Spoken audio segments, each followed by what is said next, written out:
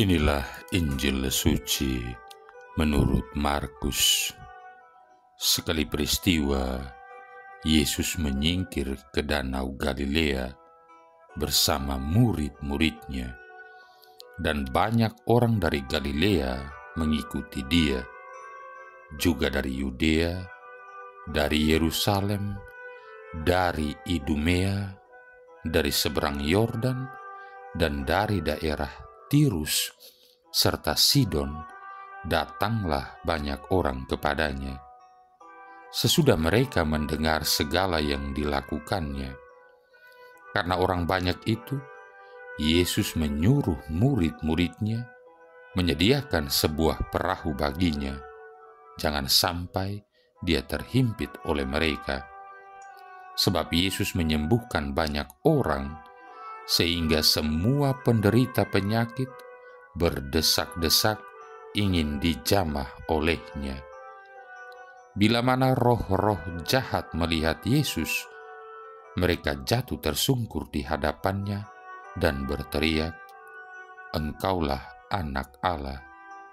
Tetapi dengan keras, Yesus melarang mereka memberitahukan siapa Dia. Demikianlah sabda Tuhan. Saudara-saudari yang terkasih, menjadi saksi Kristus, kita dituntut untuk peka dengan keadaan di sekitar kita, peka terhadap kebutuhan orang lain, dan melihat peluang di mana kita bisa menjadi saluran kasih Tuhan bagi orang-orang di sekitar kita. Tetapi saat yang sama, kita juga harus peka di mana iblis dapat menjerat kita melalui pujian-pujian, sehingga kalau kita lengah, maka kita akan jatuh pada dosa kesombongan. Kita lupa bahwa Allah lah yang memampukan kita untuk melakukan banyak hal. Dalam perikop Injil hari ini juga dirasakan ada yang tidak umum. Setan-setan dihardik oleh Yesus dan dilarang untuk memberitahukan siapa Yesus sebenarnya. Setan-setan tahu siapa sebenarnya Yesus, sehingga mereka tunduk tersungkur karenanya. Merekalah yang lebih dulu menyatakan Dia adalah Anak Allah, bukan murid-murid dan pengikutnya yang masih saja menganggap Yesus sebagai guru mereka.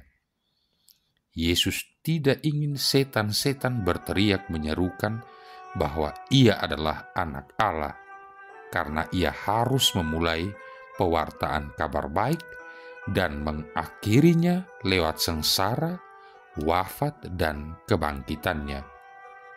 Ia juga tidak ingin setan-setan memancingnya untuk menyombongkan diri dengan pujian-pujian sebagai Anak Allah. Saat itu Yesus yang dalam setiap kunjungannya sering menyembuhkan banyak orang sakit, dicari oleh banyak orang. Ia sampai terhimpit dan harus menyingkir menjauh dari kerumunan orang. Orang-orang yang sakit dan menderita berbondong-bondong ingin mencari kesembuhan dari Yesus. Mereka mendengar dari orang-orang lain bahwa Yesus menyembuhkan banyak orang dengan seketika, gratis lagi. Demikian pula mereka yang terikat iblis juga dibawa ke sana dengan harapan tentunya bisa sembuh juga secara instan. Jangan-jangan orang banyak mencari Yesus karena gambaran mereka tentang Yesus adalah tabib yang ajaib menyembuhkan segala penyakit. Mereka tidak paham bahwa Yesus datang sebagai juru selamat. Bukannya sekarang juga orang-orang banyak yang mencari Yesus untuk mendapatkan kesuksesan, kemapanan, kesejahteraan, agar lebih laris usahanya, tidak ada saingan, dan banyak pembeli baru.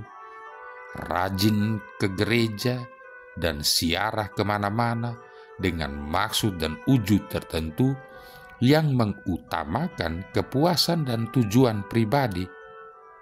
Untuk itukah kita mencari Yesus? Saudara-saudari yang terkasih, sebenarnya tujuan utama Yesus datang ke dunia bukan untuk menyembuhkan orang, bukan juga untuk melepaskan dan mengusir setan. Tugas utamanya datang ke dunia adalah untuk mendamaikan manusia dengan Allah, agar hubungan kembali harmonis dan agar manusia bisa kembali kepada Allah dan bersatu selamanya. Maka yang harus dinyatakan adalah agar manusia mau bertobat dan kembali menerima uluran kasih Allah. Bertobatlah, kerajaan Allah sudah dekat. Inilah intisari publikasi yang harus disampaikan para murid, bukannya beberapa orang yang sembuh saat itu juga. Yang menjadi kerinduan Yesus adalah keinginan manusia untuk bertobat dan mencari kerajaan Allah serta kebenarannya. Yesus tidak mencari popularitas. Ia tidak mementingkan pencitraan dirinya, tapi ia mencari jiwa manusia yang sakit, yang perlu dipulihkan dari kedosaannya. Sering terjadi orang sembuh dari penyakitnya, tetapi tidak menyesali dosanya dan tidak mencari Tuhan. Ia tetap marah-marah, tidak bisa bersyukur, dan senangnya membicarakan keburukan orang lain. Ini sih yang sakit memang jiwa dan batinnya, senang sekali melukai hati dan hidup orang. Karenanya, kesembuhan seperti ini tidaklah berarti apabila jiwanya masih sakit. Semoga kita sungguh mencari Yesus untuk mendapatkan kesembuhan jiwa dan kembali kepadanya dengan pertobatan. Saudara-saudari yang terkasih, kita seyogyanya juga melihat kapan saatnya kita harus berbicara dan berani menyatakan kebenaran agar orang lain menyadari apa yang seharusnya dilakukan. Kita juga harus menyadari bahwa kebenaran harus ditegakkan, harus dibicarakan dan disampaikan. Bisa jadi kita dianggap aneh, melawan arus. Tapi bila mana praktek yang ada tidak sejalan dengan iman Kristiani, kita harus berani bersuara. Itulah suara kenabian yang mengingatkan manusia untuk kembali kepada kebenaran, kembali kepada jalan Allah. Tapi manakala orang banyak mengagungkan popularitas dan mengutamakan pencitraan dirinya, mereka mencari sosok yang dapat diandalkan. Inilah saat terbaik bagi kita untuk berdiam diri.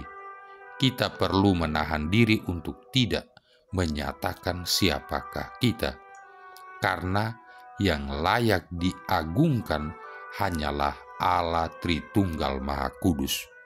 Kalau tidak, maka kita akan terjerat godaan untuk mencuri kemuliaan Tuhan demi kemuliaan diri kita sendiri agar kita dikenal banyak orang.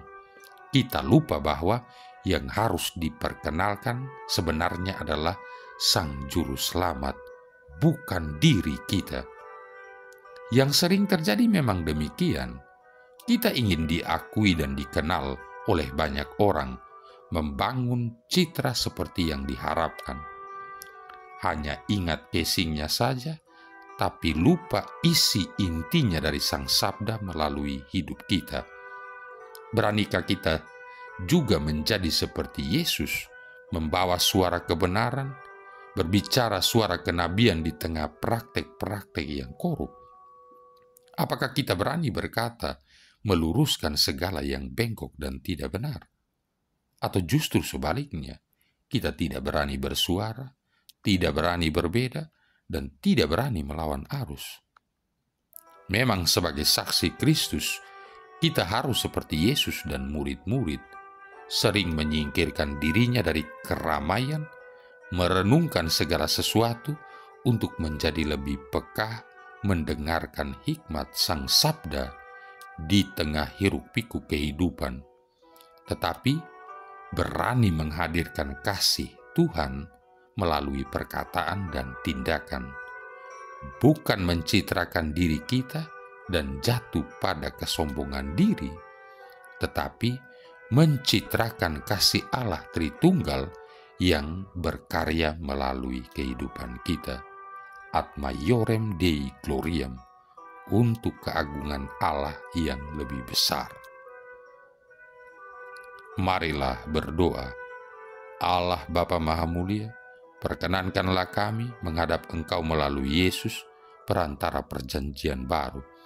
Semoga Injil-Mu Kau resapkan dalam hati kami, dan terbukalah hati kami terhadap sesama. Dengan pengantaran Yesus Kristus Putra-Mu Tuhan kami, yang bersama dengan Dikau dalam persatuan Roh Kudus hidup dan berkuasa, satu Allah sepanjang segala masa. Tuhan memberkati kita sekalian, Bapa, Putra, dan Roh Kudus.